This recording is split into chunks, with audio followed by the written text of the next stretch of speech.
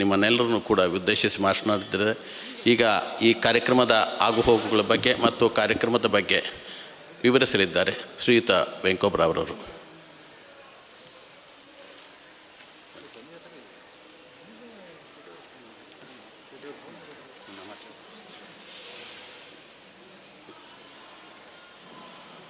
ಶ್ರೀ ಗುರುಭ್ಯೋ ನಮಃ. ಹರಿ ಓಂ. ನಾವು ಗ್ಲೋಬಲ್ ಮಧ್ವಮತ ವೆಲ್ಫೇರ್ ಅಸೋಸಿಯೇಷನ್ ಅಂತ ಮೊದಲನೇದಾಗಿ ಚಿಂತನೆ ಮಾಡಿದ್ವಿ. ಆದರೆ ಆ ಶ್ರೀಕೃಷ್ಣನ ಇಚ್ಛೆ ಬೇರೆ ಇತ್ತು. ಉದ್ಘಾಟನೆ ಮಾಡಿದವರು ಶ್ರೀ ಶ್ರೀ ಶ್ರೀ ಪರ್ಯಾಯ ಅದಮಾರು ಮಠದ ಪೀಠಾಧಿಪತಿಗಳಾಗಿರ್ತಕ್ಕಂಥ ಶ್ರೀ ವಿಶ್ವಪ್ರಿಯ ತೀರ್ಥ ಶ್ರೀಪಾದಂಗಳವರು. ಅವರೇನು ಮಾಡಿದರು, ಸೆಂಟ್ರಲ್ ಗೌರ್ಮೆಂಟಿಂದ ನಮಗೆ ಗ್ಲೋಬಲ್ ಅಂತಕ್ಕಂಥ ಒಂದು ಶಬ್ದ ಸಿಕ್ಕಲಿಲ್ಲ. ಸೊ ಇದು ಕೃಷ್ಣನಿಗೆ ಇಚ್ಛೆ ಇರಲಿಲ್ಲ ಅಂತ ಕಾಣಿಸುತ್ತೆ. ಲೋಕಾರ್ಪಣೆ ಮಾಡುವವರು ಶ್ರೀ ಶ್ರೀ ವಿಶ್ವಪ್ರಿಯ ತೀರ್ಥ ಶ್ರೀಪಾದಂಗಳವರು. ಹಾಗಾಗಿ ನಮಗೆ ವಿಶ್ವ ಮಧ್ವಮತ ವೆಲ್ಫೇರ್ ಅಸೋಸಿಯೇಷನ್ ಅಂತ ಗೌರ್ಮೆಂಟ್ ಆಫ್ ಇಂಡಿಯಾದಿಂದ ನಮಗೆ ರೆಕಗ್ನೈಸ್ಡ್ ಆಯಿತು ಹೆಸರು. ಅಂದರೆ ಇದು ಯಾವುದು ನಮ್ಮ ಕೈಯಲ್ಲಿ ಇಲ್ಲ, ಇದು ನಮ್ಮ ಇಚ್ಛೆಯಂತೆ ಇಲ್ಲಿ ಯಾವ ಕಾರ್ಯಕ್ರಮವೂ ನಡೆದಿಲ್ಲ, ಎಲ್ಲ ಅವನ ಇಚ್ಛೆಯಂತೆ ಆಗಿದೆ. ನಮ್ಮ ಬಾಗಲಕೋಟೆ ಅಧ್ಯಕ್ಷರು ಮೊದಲು ಹೇಳಿದರು, ಇಲ್ಲ ವಿಶ್ವ ಮಧ್ವಮತ ಆಗಿದರೆ ಚೆನ್ನಾಗಿರುತ್ತೆ ಅಂತ ಅವರ ಅಭಿಪ್ರಾಯ ಹೇಳಿದರು. ಇಲ್ಲ, ನಾವು ಪ್ರಪಂಚದಾದ್ಯಂತ ಇದನ್ನು ವಿಸ್ತರಿಸಬೇಕು ಅಂದ್ಕೊಂಡಿದ್ದೀವಿ, ಗ್ಲೋಬಲ್ ಅನ್ನೇ ಶಬ್ದ ಇರಲಿ ಅಂತ ನಮ್ಮ ವಾದ. ಸೊ 1.5 ತಿಂಗಳ ನಿರಂತರ ಒಂದು ಹೋರಾಟ ನಂತರವೂ ಅದು ವಿಶ್ವ ಮಧ್ವಮತ ಅಂತ ಬಂತು. ಆಮೇಲೆ ನಮ್ಮ ಗಮನಕ್ಕೆ ಬಂತು, ಇದನ್ನು ಉದ್ಘಾಟನೆ ಮಾಡುವವರು ನಮ್ಮ ಪರಮ ಪೂಜ್ಯ ವಿಶ್ವಪ್ರಿಯ ತೀರ್ಥ ಶ್ರೀಪಾದಂಗಳವರು. ಇದು ಎಲ್ಲ ಅವನ ಇಚ್ಛೆ, ನಮ್ಮ ಇಚ್ಛೆ ಏನೂ ಇಲ್ಲ ಇದರಲ್ಲಿ. ಸೊ ಈ ಸಂಘಟನೆಯನ್ನು ಮಾಡಲಿಕ್ಕೆ ಇಷ್ಟೇ ಕಾರಣ, ಬೇರೆ ಬ್ರಾಹ್ಮಣ ಜನಾಂಗದ್ದು ಮತ್ತು ಇತರೆ ಜನಾಂಗಗಳ ಎಲ್ಲ ಸಮುದಾಯಗಳ ಒಂದು ಲೌಕಿಕರ ಒಂದು ಸಂಘಟನೆಗಳಿದ್ದಾವೆ. ಅವರ ಕಷ್ಟ ಸುಖಗಳಿಗೆ ಅವರು ಸ್ಪಂದಿಸ್ತಾರೆ ಪರಸ್ಪರ. ನಮ್ಮಲ್ಲಿ ಏನಾಗಿದೆ ಅಂದರೆ, ಇವತ್ತು ಮಧ್ವ ಸಂಘಗಳಿದ್ದಾವೆ, ಗುರುರಾಜ ಸೇವಾ ಸಮಿತಿಗಳಿದ್ದಾವೆ. ನಾನಾ ಭಾಗಗಳಲ್ಲಿ ಆಯಾ ಮಠದ ಒಂದು ಪರಂಪರೆಯ ಅಭಿಮಾನಿಗಳ ಒಂದು ಮಠ ಮತ್ತು ಸಂಘ ಸಂಸ್ಥೆಗಳು ಇದ್ದಾವೆ. ಆದರೆ ಎಲ್ಲರೂ ಒಗ್ಗೂಡಿ ಒಂದು ಸಂಘ ಇರಲಿಲ್ಲ. ನಮ್ಮ ಆಸೆ ಅಂದರೆ ಕನ್ಯಾಕುಮಾರಿಯಿಂದ ಕಾಶ್ಮೀರದವರೆಗೂ ಮಾಧ್ವರ ಒಂದು ಸಂಘಟನೆ ಬೇಕು, ಒಂದು ರಾಜ್ಯಾದ್ಯಂತ ಒಂದು ಏಕೈಕ ಸಂಘಟನೆ ಬೇಕು. ಮತ್ತು ಅದರಲ್ಲಿ ಹೊರ ರಾಷ್ಟ್ರದಲ್ಲಿ ನೆಲೆಸಿರ್ತಕ್ಕಂಥ ನಮ್ಮ ಎಲ್ಲ ಮಾಧ್ವರು ಈ ಒಂದು ಸಂಘಟನೆಯ ಅಡಿಯಲ್ಲಿ ಸದಸ್ಯರಾಗಿ ನಮ್ಮಲ್ಲಿ ಪರಸ್ಪರ ಯಾರಿಗಾದರೂ ಕಷ್ಟ ಸುಖ ಏನಾದರೂ ಇದ್ದರೆ ಒಬ್ರಿಗೊಬ್ಬರು ಪರಸ್ಪರವಾಗಿ ಸ್ಪಂದಿಸಬೇಕು. ಈ ಎಲ್ಲ ಕಾರಣಗಳಿಂದ ನಾವು ಇದು ವಿಶ್ವ ಮಧ್ವಮತ ವೆಲ್ಫೇರ್ ಅಸೋಸಿಯೇಷನ್ ಅಂತ ಮಾಡಿದ್ವಿ. ಇದರ ಒಂದು ಎಲ್ಲ ಜಿಲ್ಲೆ ಮತ್ತು ತಾಲೂಕು ಮತ್ತು ಎಲ್ಲ ರಾಜ್ಯಗಳಲ್ಲೂ ನಮ್ಮ ಸಂಘಟನೆಯ ಒಂದು ಸದಸ್ಯರನ್ನು ನಾವು ನೇಮಕ ಮಾಡ್ತಾಯಿದ್ದೀವಿ. ಯಾರಿಗೆ ಏನಾದರೂ ಸದಸ್ಯರಾಗಬೇಕು ಮತ್ತು ಸಹಾಯ ಮಾಡಬೇಕು, ಸಹಕಾರ ಬೇಕಿದ್ದರೆ ಅಥವಾ ಸಹಕಾರ ಪಡ್ಕೊಳ್ಬೇಕಿದ್ರು ಎರಡಕ್ಕೂ ಸ್ಪಂದಿಸ್ಬೋದು. ಇದು ಸಂಘಟನೆ ಇದು ಇಂದು ಲೋಕಾರ್ಪಣೆ ಆಗಿದೆ. ಎಲ್ಲ ರೀತಿಯಲ್ಲಿ ಇದು ಸದೃಢ ಆಗಬೇಕಂದ್ರೆ ಇನ್ನೂ 3 ರಿಂದ 4 ತಿಂಗಳು ಬೇಕಾಗುತ್ತೆ. ನಾವು ಯಾವುದೇ ರೀತಿಯ ಒಂದು ಸದಸ್ಯರ ನಿಧಿ ಅಥವಾ ಇನ್ನೂ ಸ್ಥಾಪನೆ ಮಾಡಿಲ್ಲ. ಇದೆಲ್ಲವನ್ನು ಏಪ್ರಿಲ್ ಮೊದಲ ವಾರ ಅಥವಾ 2ನೇ ವಾರದಲ್ಲಿ ಮಂತ್ರಾಲಯದಲ್ಲಿ ಒಂದು ಸಭೆಯನ್ನು ಕರಿತಾ ಇದ್ದೀವಿ. ಎಲ್ಲ ಒಂದು ಜಿಲ್ಲಾಧ್ಯಕ್ಷರ, ತಾಲೂಕು ಅಧ್ಯಕ್ಷರ ಮತ್ತು ರಾಜ್ಯ ಕಾರ್ಯಕಾರಿ ಸಮಿತಿ ಮತ್ತು ಕೇಂದ್ರ ಕಾರ್ಯಕಾರಿ ಸಮಿತಿ ಎಲ್ಲ ಸದಸ್ಯರುಗಳ ಒಂದು ಒಕ್ಕೊರಲಿನ ಅಭಿಪ್ರಾಯ ತೆಗೆದುಕೊಂಡು ಮುಂದಿನ ಹೆಜ್ಜೆಯನ್ನು ಇಡ್ತೇವೆ. ಕೊರೋನಾ ನಮ್ಮನ್ನು ಒಂದಾಗಲಿಕ್ಕೆ ಪ್ರೇರಣೆ ಮಾಡಿದೆ. ಯಾಕಂದರೆ ನಮಗೆ ಬೆಂಗಳೂರಲ್ಲಿ ಬಹಳಷ್ಟು ಜನ ಕೊರೋನಾ ಬಂದಾಗ ಬಹಳ ತಾಪತ್ರಯ ಆಯಿತು. ಏನೋ 15 ದಿವಸ 20 ದಿವಸ ತೊಂದರೆ ಆಗಿದ್ದರೆ ನಿಭಾಯಿಸ್ಬೋದು. 4-5 ತಿಂಗಳು ಮಠಮಾನ್ಯಗಳು ಬಾಗಿಲು ತೆಗಿಲಿಲ್ಲ, ದೇವಸ್ಥಾನಗಳು ಓಪನ್ ಆಗಲಿಲ್ಲ, ದಾನ ದಕ್ಷಿಣೆ ಬರಲಿಲ್ಲ. ಮತ್ತು ಪುರೋಹಿತರ, ಅರ್ಚಕರ ಮತ್ತು ಈ ದೇವಾಲಯ ಇದನ್ನು ನಂಬಿಕೊಂಡವರ ಜೀವನ ಭಾಳ ದುಸ್ತರ ಆಯಿತು. ಈಗೊಂದು 2-3 ಕಲ್ಯಾಣ ಮಂಟಪ ಇದ್ದಾವೆ. ಗುರು ನರಸಿಂಹ ಅಂತ ಒಂದು ಕಲ್ಯಾಣ ಮಂಟಪ ಇದೆ. ಇನ್ನೂ ಕೆಲವು ಕಡೆ ಸಹಕಾರ ಮತ್ತು MLA MP ಗಳಿಂದ ಆಹಾರ ಧಾನ್ಯಗಳೆಲ್ಲ ವಿತರಿಸಿದರು. ಅಲ್ಲಿ ಏನಾಗಿದೆ ಅಂದರೆ, ಕೆಲವು ಜನ ಬೆಳಗ್ಗೆನೇ ಹೋಗಿಬಿಟ್ಟು 5 ಕ್ಯೂವಲ್ಲಿ ನಿಂತ್ಕೊಳ್ತಾರೆ. ಆದರೆ ಸ್ವಾಭಿಮಾನಿಗಳಾದ ಮಾಧ್ವರು ನಾವು ಅವ್ರ ಜೊತೆಗೆ ಹೋಗ್ಲಿಕ್ಕಾಗಲ್ಲ. ಕಷ್ಟ ಇದೆ, ತಾಪತ್ರಯ ಇದೆ, ನಮಗೆ ಬೇಕು ಅಕ್ಕಿ ಬೇಳೆ. ಆದರೆ ನಾವು ಅಲ್ಲಿ ಹೋಗಿ ತೊಗೊಂಡ್ರೆ ನಮ್ಮ ಸ್ವಾಭಿಮಾನಕ್ಕೆ ಧಕ್ಕೆ ಬರುತ್ತೆ. ಹಾಗಾಗಿ ಯಾರೂ ಅಲ್ಲಿ ಹೋಗಲಿಲ್ಲ. ಹೋದ್ರೆಲ್ಲ ಹೇಳಿದ್ದೆ ಅಂದರೆ, ಏನು ರೀ ಇದು 5 ಬಂದು ನಿಂತಿದ್ದಾರೆ. ಇದೆಲ್ಲ ನೋಡಿದಾಗ ನಾವು ಸ್ವಲ್ಪ ಬೇರೆ ಒಂದು ಜನಗಳ ಸಹಕಾರದಿಂದ, ದಾನಿಗಳ ಸಹಕಾರದಿಂದ ಸುಮಾರು ಜನಕ್ಕೆ ಆಹಾರದ ಕಿಟ್ಟನ್ನು ಕೊಟ್ವಿ, ಕೈಲಾದ ಸಹಾಯವನ್ನು ಮಾಡಿದ್ವಿ. ಆದರೆ ಇದು ನಿರಂತರ ನಡಿಬೇಕಾದ್ರೆ ನಮಗೊಂದು ಆಧಾರ ಸ್ತಂಭ ಬೇಕು, ಒಂದು ಸಂಘಟನೆ ಬೇಕು. ಹಾಗಾಗಿ ಈ ಒಂದು ಸಂಘಟನೆಯನ್ನು ಇದನ್ನು ಕೇಂದ್ರ ಸರ್ಕಾರದ ನಿಯಮಾವಳಿಗಳ ಅಡಿಯಲ್ಲಿ ನಾವು ಇದನ್ನು ರಚನೆ ಮಾಡಿದ್ದೀವಿ. ಇದಕ್ಕೆ ಪ್ರತಿಯೊಂದು ಕೇಂದ್ರ ಸರ್ಕಾರದ ನಿಗಾ ಇರುತ್ತೆ. ಇದರಲ್ಲಿ ಬರ್ತಕ್ಕಂಥ ಮತ್ತು ಹೋಗ್ತಕ್ಕಂಥ ಪ್ರತಿಯೊಂದು ಲೆಕ್ಕಾಚಾರದಲ್ಲೂ ಕೇಂದ್ರ ಸರ್ಕಾರದ ನಿಗಾ ಇರುತ್ತೆ. ಯಾರೇ ಆಗಲಿ ನೇರವಾಗಿ ನಮ್ಮೊಡನೆ ಮಾತಾಡ್ಬೋದು, ಚರ್ಚೆ ಮಾಡ್ಬೋದು, ಬೇಕಾದನ್ನು ಕೇಳ್ಬೋದು. ಏನಾಗ್ತಾ ಇದೆ ಏನಿಲ್ಲ ಸಂಘಟನೆಯಲ್ಲಿ ತಿಳ್ಕೊಳ್ತಕ್ಕಂಥ ಅಧಿಕಾರ ಪ್ರತಿಯೊಬ್ಬ ಸದಸ್ಯರಿಗೂ ಇರುತ್ತೆ. ಇದರಲ್ಲೇನು ಸಂಕೋಚ ಬೇಡ. ಏನೋ ಒಂದು ಸಂಘ ಮಾಡಿದ್ದೀವಪ್ಪ, ನಾವು ಮಾಡಿದ್ದೀವಿ, ನಿಮಗೆ ಕೇಳಲಿಕ್ಕೆ ಏನು ಅಧಿಕಾರ ಅನ್ನೋ ಈ ಮಾತನ್ನು ನಾವು ಇಲ್ಲಿ ಯಾರೂ ಆಡಲ್ಲ. ಯಾರೇ ಆಗಲಿ ಒಬ್ಬ ಸದಸ್ಯರಾದವರು ಬಂದುಬಿಟ್ಟು ಇಲ್ಲಿ ಏನಾಗಿದೆ, ನಿಮ್ಮ ಬೆಳವಣಿಗೆ ಏನಿದೆ, ನೀವು ಏನು ಮಾಡ್ತಾಯಿದ್ದೀರಾ, ನಮ್ಮಿಂದ ಒಂದಿಷ್ಟು ಚಂದ ತೊಗೊಂಡ್ರಿ, ಇದ್ರ ಎಲ್ಲಿ ಹೋಯಿತು, ಇದರೆಲ್ಲ ಲೆಕ್ಕವನ್ನು ಎಲ್ಲ ಸದಸ್ಯರು ಸಂಬಂಧಪಟ್ಟ ಜಿಲ್ಲಾ ಅಧ್ಯಕ್ಷರಿಗೆ ಮತ್ತು ರಾಜ್ಯ ಮಟ್ಟದಲ್ಲಿರ್ತಕ್ಕಂಥವ್ರಿಗೆ ಕೇಳ್ಬೋದು. ಪ್ರತಿಯೊಂದನ್ನು ನೇರವಾಗಿ ಎಲ್ಲರಿಗೂ ಸದಸ್ಯರಿಗೆ ಮುಟ್ಟೋ ಹಾಗೆ ವ್ಯವಸ್ಥೆಯನ್ನು ನಾವು ಮಾಡ್ತೀವಿ.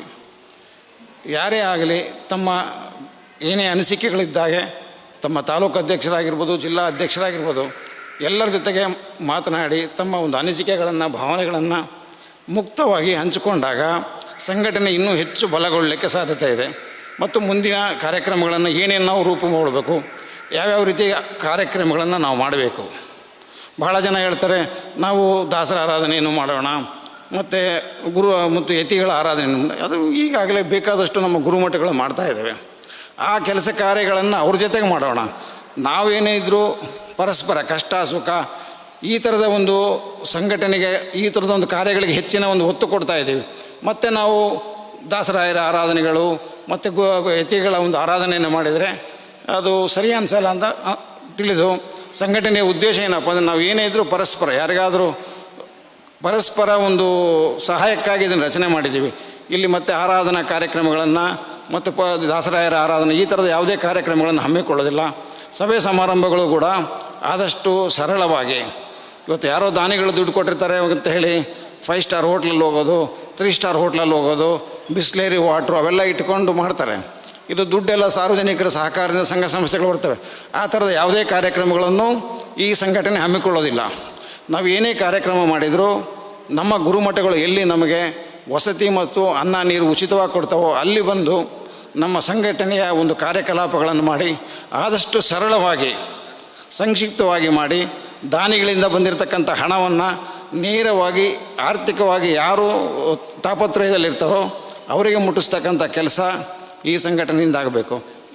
ಈಗ ದಾನಿಗಳ ದುಡ್ಡು ನಾವು ಸುಮ್ಮನೆ ಒಂದು ಹೋಗೋದು, ಹೋಟ್ಲಲ್ಲಿ ಸಭೆ ಮಾಡೋದು, ಅಲ್ಲಿ ಒಂದು ವೈಟ್ ಟೇಬಲ್ ಹಾಕೋದು, ಮತ್ತು ಮಿನರಲ್ ವಾಟ್ರ್ ಇಡೋದು, ಈ ಥರದ ಒಂದು ಅಪವ್ಯಯ ಈ ಸಂಘಟನೆ ಯಾವುದೇ ಸದಸ್ಯರು ಮಾಡಬಾರ್ದು. ನಮ್ಮ ಏನೇ ಇದ್ದರೂ 1 ರೂಪಾಯಿ ಇರಲಿ, ಅದು 1 ರೂಪಾಯಿ ಒಂದು ಕಷ್ಟಾರ್ಜಿತ ಇರುತ್ತೆ, ಅದನ್ನು ನೇರವಾಗಿ ಯಾರಿಗೆ ಮುಟ್ಟಬೇಕೋ ಅವ್ರಿಗೆ ಮುಟ್ಟಿಸೋ ಕೆಲಸ ಮಾಡೋಣ. ನಮ್ಮ ಕೆಲಸ ಮಧ್ಯವರ್ತಿಗಳು, ಪೋಸ್ಟ್ಮನ್ ಥರ ಕೆಲಸ ನಾವು ಮಾಡೋದಷ್ಟೇ ಕೆಲಸ. ಆಮೇಲೆ ಬೇರೆ ಎಲ್ಲ ಮಹಿಳಾ ಮಂಡಳಿಗಳಿದ್ದಾರೆ. ಈಗ ತಿರುಪತಿ ತಿರುಮಲ ದಾಸ ಸಾಹಿತ್ಯದಲ್ಲಿರ್ತಕ್ಕಂಥ ಭಾಳಷ್ಟು ಮಹಿಳಾ ಸದಸ್ಯರು ಇದಕ್ಕೆ ಒತ್ತಾಗಿ ನಿಂತಿದ್ದಾರೆ. ಬೇರೆ ಬೇರೆ ಸಂಘ ಸಂಸ್ಥೆಗಳು, ಇವತ್ತು ಮಧ್ವ ಸಂಘಗಳಿದ್ದಾವೆ. ಎಲ್ಲ ಮಧ್ವ ಸಂಘಗಳು ಅವರಿಗೆ ನಾವು ಒಂದು ಮನವಿಯನ್ನು ಕೊಡ್ತಾಯಿದ್ದೀವಿ, ನೀವು ನಮ್ಮ ಈ ಸಂಘಟನೆಗೆ ಬೆಂಬಲಿಸಿ, ನಾಳೆ ಯಾವುದೇ ಒಂದು ಸಂಘಟನೆಗೆ, ಯಾವುದೇ ಒಂದು ರಾಜ್ಯ ಆಗಿರ್ಬೋದು, ಯಾವುದೇ ಒಂದು ತಾಲೂಕು ಆಗಿರ್ಬೋದು, ಇರ್ತಕ್ಕಂಥ ನಮ್ಮ ಸಂಘಟನೆ ಚಿಕ್ಕದಾಗಿದ್ದು ಅವ್ರಿಗೆ ಏನೇ ತೊಂದರೆ ಆದರೂ ಇವತ್ತು ಬೆಂಗಳೂರಲ್ಲಿ ನಿಂತು ಅವರ ಪರವಾಗಿ ನಾವು ಧ್ವನಿಯನ್ನು ಎತ್ತುತ್ತೇವೆ. ಸರ್ಕಾರಕ್ಕೆ ಅದೇನು ತೊಂದರೆ ತಾಪತ್ರೆ ಆಗಿದೆ ಅದನ್ನು ಸರ್ಕಾರಕ್ಕೆ ಮುಟ್ಟಿಸೋ ಕೆಲಸವನ್ನು ಈ ಸಂಘಟನೆ ಮಾಡುತ್ತೆ. ಈಗ ನಾವು ಒಂದು ಆರಾಧನೆ ಮತ್ತೊಂದು ಮಾಡಿದಾಗ ಏನಾಗುತ್ತೆ, ಮಧ್ಯಾಹ್ನ ಆರಾಧನೆ ಆಗುತ್ತೆ, ಒಂದು ಹರಿವಾಯು ಸ್ಮರಣೆ ಆಗುತ್ತೆ, ಪ್ರವಚನ ಆಗುತ್ತೆ, ಮನೆಗೆ ಹೋಗ್ತೀವಿ.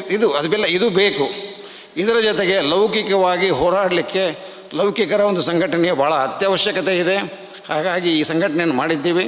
ಇದರಲ್ಲಿ ಯಾರೂ ನನಗೆ ಸ್ವಲ್ಪ ಶಾಸ್ತ್ರಜ್ಞಾನ ಇಲ್ಲ, ನನಗೆ ಸ್ವಲ್ಪ ಇದು ಇಲ್ಲ ಅಂತ ಹಿಂದೇರಿಬಾರ್ದು. ನಮ್ಮದೇ ಆದ ಸೇವೆಯನ್ನು, ಇವತ್ತು ನನಗೆ ಶಾಸ್ತ್ರಜ್ಞಾನ ಇಲ್ಲ ಅಂದರೆ ಈ ರೀತಿ ನಾವು ಪಂಡಿತರ ಪಾಮರ ಸೇವೆಯನ್ನು ಮಾಡಬಹುದು. ಲೌಕಿಕರು ಮಧ್ವರ ಒಂದು ಸೇವೆಯನ್ನು ಮಾಡಬಹುದು ಅನ್ನಲಿಕ್ಕೆ ಈ ಸಂಘಟನೆ ಸಾಕ್ಷಿಯಾಗಿದೆ. ಪ್ರತಿಯೊಬ್ಬರೂ ತಮ್ಮ ಮನಸ್ಸಿನಲ್ಲಿ ನನಗೆ ಏನೂ ಬರಲ್ಲಪ್ಪ, ನನಗೆ ನಿಮ್ಮ ಸಂಘಕ್ಕೆ ಬಂದು ಏನು ಮಾಡಲಿ ಅಂತ ಚಿಂತೆ ಮಾಡೋದು ಬೇಡ.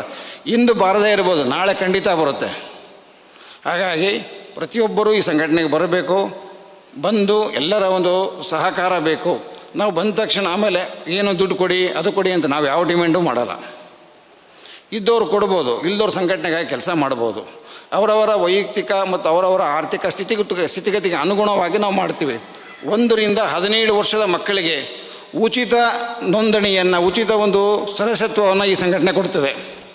18 ರಿಂದ 23 ವರ್ಷದ ಮಕ್ಕಳಿಗೆ ಕೇವಲ ಒಂದು ಚಿಕ್ಕ ಅಮೌಂಟ್ನಲ್ಲಿ, ಯಾಕಂದರೆ ಇನ್ನೂ ವಿದ್ಯಾರ್ಥಿ ಜೀವನದಲ್ಲಿ ಇರ್ತಾರೆ, ಅವರಿಗೆ ಸದಸ್ಯತ್ವವನ್ನು ಕೊಡ್ತೀವಿ. ಆಮೇಲೆ ಎಕನಾಮಿಕ್ಲಿ ವೀಕರ್ ಸೆಕ್ಷನ್, ಆರ್ಥಿಕವಾಗಿ ಏನಾದ್ರು ಅವ್ರಿಗೆ ತೊಂದರೆ ಇದ್ದರೆ ಅವ್ರಿಗೂ ಅತಿ ಕಡಿಮೆ ಒಂದು ಹಣದಲ್ಲಿ ಸದಸ್ಯತ್ವ ಕೊಡ್ತೀವಿ. ನಮಗೇನೂ ಇಲ್ಲ ಸ್ವಾಮಿ, ನಮಗೆ ತೊಂದರೆ ಇದೆ, 10 ರೂಪಾಯಿ ನಮಗೆ ಕೊಡಲಿಕ್ಕಾಗಲ್ಲ ಅಂದರೆ ಖಂಡಿತ ಅವರನ್ನು ನಾವು ಸಂಘಟನೆಯಿಂದ ದೂರ ಇಡಲ್ಲ, ಅವರಿಗೂ ಉಚಿತ ಸದಸ್ಯತ್ವವನ್ನು ಕೊಡ್ತೀವಿ. ಮತ್ತು ಉಳ್ಳವರಿಂದ ಅವರವರ ಒಂದು ಆರ್ಥಿಕ ಸ್ಥಿತಿಗೆ ಅನುಗುಣವಾಗಿ, ಅವರ ಇಚ್ಛೆಗೆ ಅನುಗುಣವಾಗಿ ಅವ್ರಿಗೂ ಸದಸ್ಯತ್ವದ ಒಂದು ಹಣವನ್ನು ಸ್ವೀಕಾರ ಮಾಡ್ತೀವಿ. ಹೀಗಾಗಿ ಯಾರೂ ನಮ್ಮಲ್ಲಿ ದುಡ್ಡಿಲ್ಲ, ನಾನು ಸದಸ್ಯನಾಗೋದಿಲ್ಲ ಅಂತೇಳಿ ಹಿಂದುಳಿಯೋದು ಬೇಡ. ನೀವು ಸದಸ್ಯರಾದರೆ ಇನ್ನೊಬ್ಬರು ಸದಸ್ಯರಾಗಬೇಕು. ಪ್ರತಿಯೊಬ್ಬರು ಸದಸ್ಯರಾದರೆ ಸಂಘಟನೆಗೆ ಬಲ ಬರುತ್ತೆ. ಸಂಘಟನೆಗೆ ಬಲ ಬಂದಾಗ ಏನಾಗುತ್ತದೆ, ನಾವು ನಮ್ಮ ಸಂಘಟನೆಯಲ್ಲಿ ಇಷ್ಟು ಜನ ಇದ್ದಾರೆ ಸ್ವಾಮಿ, ಇವತ್ತು ಸರ್ಕಾರದಿಂದ ಕೆಲವೊಂದೆಲ್ಲ ಸೌಲಭ್ಯಗಳು ಬರ್ತವೆ, ಅದು ಎಲ್ಲಿ ಹೋಗುತ್ತೋ ಗೊತ್ತಿಲ್ಲ. ಇವತ್ತು ನೀವು ಸಾಬೂನು ತೊಗೊಳ್ತೀರಾ, ಒಂದು ಟ್ಯಾಕ್ಸ್ ಕಟ್ತೀರಾ, ಏನೇ ಪದಾರ್ಥ ತಂದರೂ ಪ್ರತಿಯೊಂದಕ್ಕೂ ನಾವು ತೆರಿಗೆಯನ್ನು ಪಾವತಿ ಮಾಡ್ತಾಯಿದ್ದೀವಿ. ಆ ತೆರಿಗೆಯನ್ನು ನಾವು ಕೊಡ್ತಾ ಇದ್ದೀವಿ ಅಂದಮೇಲೆ ಸರ್ಕಾರದಿಂದ ಬರ್ತಕ್ಕಂಥ ಹಣ ತೊಗೊಳ್ಳೋದು ನಮ್ಮ ಹಕ್ಕಾಗಿರುತ್ತೆ. ಆದರೆ ಅದನ್ನು ನಾವು ಮರೆತು ಬಿಟ್ಟಿದ್ದೀವಿ. ಅದನ್ನು ನಾವು ಹಕ್ಕೊತ್ತಾಯದಿಂದ ಕೇಳ್ತಾ ಇಲ್ಲ. ಬಹಳಷ್ಟು ಜನ ಇವತ್ತು ವಿದ್ವಾಂಸರಿಗೆ ಇವತ್ತು ನಮ್ಮ ಕರ್ನಾಟಕ ಅಭಿವೃದ್ಧಿ ಮಂಡಳಿ ವತಿಯಿಂದ ಇವತ್ತು ಗೌರವಧನ ಅಂತ ಬಿಡುಗಡೆ ಮಾಡಿದೆ. ಬಹುಶಃ ನಮ್ಮಲ್ಲಿ ಯಾರಿಗೂ ಸಿಕ್ಕಿಲ್ಲ ಇನ್ನೂವರೆಗೂ. ಅದು ಹೋದಲ್ಲೇ ಬಂದಲ್ಲೇ ಅದ್ರ ಬಗ್ಗೆ ಪ್ರಚಾರ ಇರುತ್ತೆ, ಬಟ್ ಹಣ ಇವತ್ತಿನವರೆಗೂ ಬಂದಿಲ್ಲ. ಆ ಒಂದು ವಿಷಯಕ್ಕೂ ನಮ್ಮ ಸಂಘಟನೆ ಸರ್ಕಾರದೊಂದಿಗೆ ಚರ್ಚೆ, ಸೌಹಾರ್ದಯುತ ಚರ್ಚೆ, ನಾವು ಯಾವುದು ಹೋರಾಟಕ್ಕೆ ಹೋಗಲ್ಲ, ಹೋರಾಟ ಜಗಳ ಬೇಡ, ಸೌಹಾರ್ದಯುತವಾಗಿ ಅವರಿಗೆ ಸ್ನೇಹದಿಂದ ಇದ್ದು ಅವರೊಂದಿಗೆ ಏನು ಬೇಕೋ ನಮ್ಮವರಿಗೆ ತಗೊಳ್ಳೋದು. ಆಮೇಲೆ ವಿದ್ಯಾರ್ಥಿಗಳಿಗೆ ಬೇಕಾಗಿರ್ತಕ್ಕಂಥ ಎಲ್ಲ ಒಂದು ಸವಲತ್ತನ್ನು ಈ ಸಂಘಟನೆ ಖಂಡಿತ ಮಾಡ್ತಿದೆ. ಯಾರು ನಮಗೇನಪ್ಪ ಇವತ್ತು ಹೋದ ತಕ್ಷಣ ಏನೋ ದುಡ್ಡು ಕೊಟ್ಬಿಟ್ರೆ ದುಡ್ಡು ಕೊಡಬೇಕು ಮಾಡಬೇಕು ಅನ್ನೋ ಭಾವನೆ ಬೇಡ. ನಿಸ್ಸಂಕೋಚವಾಗಿ ನೀವು ಸದಸ್ಯರಾಗಿ, ನಿಮ್ಮಲ್ಲಿರೋ ಕನಿಷ್ಠ ನಾವು ಸದಸ್ಯರು ಎಷ್ಟು ಜನ ಬಂದರೆ ಎಷ್ಟು ಜನ ಮಾಧ್ವರಿದ್ದೀವಿ ಅನ್ನೋದಾದರೂ ನಾವು ತೋರಿಸ್ಬೋದು. ಇವತ್ತೇನಾಗಿದೆ, ಇವತ್ತು ನಾವು ಬ್ರಾಹ್ಮಣ ಅಭಿವೃದ್ಧಿ ಮಂಡಳಿ ಹೋದಾಗ ಅಲ್ಲಿ ಹೇಳಿದರು ಅಧ್ಯಕ್ಷರು, ಅಲ್ಲಲ್ಲಿ ಬೇರೆ ಬೇರೆ ಜನಾಂಗದ ಅವರು ಎಲ್ಲ ಬ್ರಾಹ್ಮಣ ಅಂತ ಬರೆಸಿದ್ದಾರೆ. ಅದು ಸರ್ವೆ ಆಗಿದೆಯೋ ಸರ್ವೆ ಆಗಿಲ್ವೋ ನಮಗೆ ಗೊತ್ತಿಲ್ಲ. ಈ ಕನಿಷ್ಠ ಎಲ್ಲರೂ ಒಂದು ಯಾವುದೋ ಒಂದು ಸಂಘಟನೆ ಅಡಿಯಲ್ಲಿ ಸದಸ್ಯರಾದಾಗ ಅವರ ತಮ್ಮ ಅನಿಸಿಕೆಗಳನ್ನು ತೋರ್ಪಡಿಸಿದಾಗ ಗೊತ್ತಾಗುತ್ತೆ. ಸದಸ್ಯರಾಗಿಬಿಡ್ತೀವಿ, ಇಲ್ಲ ಕೆಲವೊಂದು ಸರಿ ಏನು ಮಾಡ್ತಾರೆ, ಸದಸ್ಯರು ಮಾಡಿಸ್ಕೊಂಡಿರ್ತಾರೆ, ಅಷ್ಟೇ ಸದಸ್ಯರಾಗಿದ್ದಷ್ಟೇ ಗೊತ್ತಿರುತ್ತೆ ನಿಮಗೆ. ಆಮೇಲೆ ಅದು ಏನು ಮಾಡ್ತಾರೆ, ಅದೇನು ಮಾಡ್ತಾರೆ, ಸಂಘಟನೆ ಗೋಜಿಗೂ ನೀವು ಹೋಗಲ್ಲ. ಪ್ರಶ್ನಿಸೋ ಅಧಿಕಾರನ ನಾವು ಮರ್ತು ಬಿಡ್ತೀವಿ. ಅವ್ರ ಸಂಘಟನೆಯಲ್ಲಿ ಒಂದು 10-15 ಜನ ಇರ್ತಾರೆ, ಅದು ಅವ್ರ ಪಾಡಿಗೆ ಅದೇನಾಗುತ್ತೋ ಅದಾಗೋಗುತ್ತೆ. ಇದು ಆಗಬಾರ್ದು. ನಾನು ಕೇಳೋದಿಷ್ಟೇ, ಪ್ರತಿಯೊಂದು ಜಿಲ್ಲಾ ಅಧ್ಯಕ್ಷರನ್ನು, ತಾಲೂಕು ಅಧ್ಯಕ್ಷರನ್ನು ಮತ್ತು ರಾಜ್ಯಾಧ್ಯಕ್ಷರನ್ನು ಯಾರ್ಯಾರು ಇಲ್ಲಿ ಅಧಿಕಾರಿಗಳಾಗಿ ನೇಮಕ ಆಗಿರ್ತಾರೋ ಖಂಡಿತ ಅವರನ್ನು ಎಲ್ಲರೂ ಪ್ರಶ್ನೆ ಮಾಡಬೇಕು. ಸ್ವಾಮಿ, ಈ ಸಂಘಟನೆ ಆಗಿದೆ, ಇದರಲ್ಲಿ ಏನು ಮಾಡಿದ್ದೀರಾ, ಇದರ ಉದ್ದೇಶಗಳೇನು, ಇದರಲ್ಲಿ ನಿಮ್ಮ ಯಾವ್ಯಾವ ಕಾರ್ಯಕ್ರಮಗಳು ಇನ್ನೂವರೆಗೂ ಹಮ್ಮಿಕೊಂಡಿದ್ದೀರಾ, ಇನ್ನು ಮುಂದೆ ಏನು ಮಾಡ್ಬೋದು, ಅಥವಾ ನೀವು ಈ ಥರ ಮಾಡಿದರೆ ಹೇಗಿರುತ್ತೆ ಅಂತ ಎಲ್ಲ ಸಲಹೆ ಸೂಚನೆಗಳನ್ನು ಎಲ್ಲ ಭಗವದ್ ಭಕ್ತರು ಕೊಡ್ಬೋದು. ಆಮೇಲೆ ಈ ವೇದಿಕೆಯಿಂದ ನಾವು ಇನ್ನೊಂದು ಯಾವುದೋ ಒಂದು ಪಂಗಡಕ್ಕೆ ದೂಷಣೆ ಮಾಡೋದಾಗಲಿ ಅಥವಾ ನಮ್ಮನ್ನು ದೂಷಣೆ ಮಾಡಿದವ್ರನ್ನ ನಾವು ಬೈತಾ ಕೊಡೋದಾಗಲಿ ಈ ಕೆಲಸ ನಾವು ಮಾಡೋಲ್ಲ.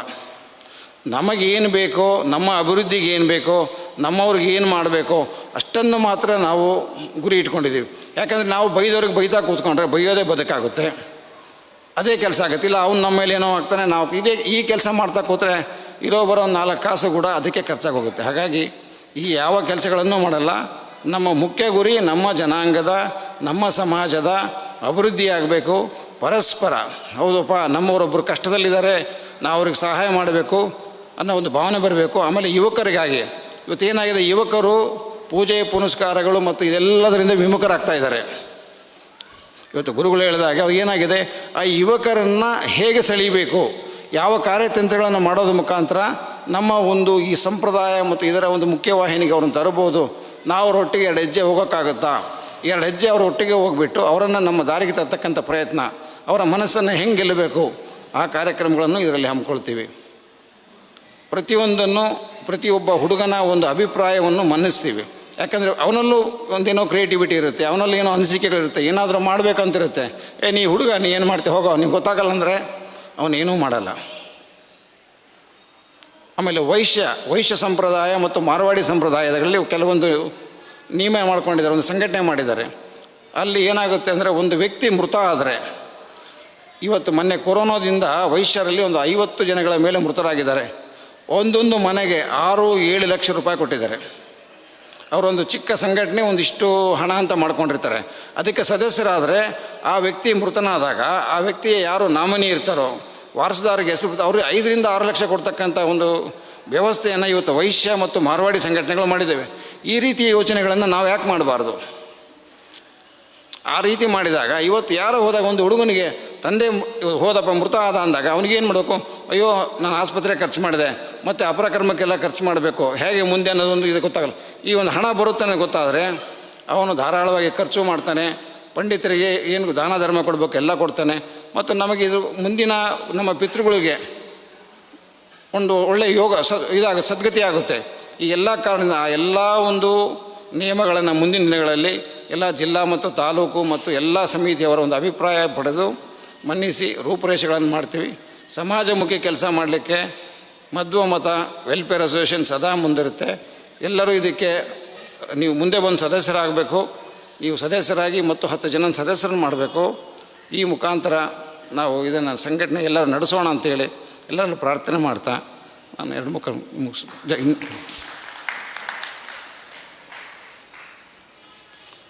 ವಿಶ್ವ ಮಧ್ವಮತ ವೆಲ್ಫೇರ್ ಅಸೋಸಿಯೇಷನ್ ಒಂದು ನಿಸ್ವಾರ್ಥ ಸಂಸ್ಥೆ. ಇದರಲ್ಲಿ ಯಾವುದೇ ಸ್ವಾರ್ಥವಿಲ್ಲ, ಸ್ವಾರ್ಥರಹಿತವಾದಂಥ ಸಂಸ್ಥೆ. ಎಲ್ಲರೂ ಕೂಡ ಸದಸ್ಯರಾಗಿ ಅಂತ ಹೇಳ್ತಕ್ಕಂಥ ಮಾತನ್ನು ಹೇಳಿದ್ದಾರೆ.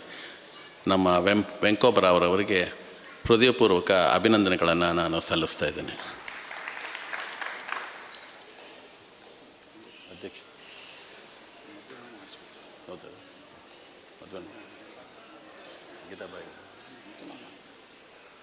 ಈಗ ಮುಂದಿನ ಕಾರ್ಯಕ್ರಮ ಶ್ರೀಮತಿ ಗೀತಾಬಾಯಿರವರಿಂದ ಮಧ್ವನಾಮ.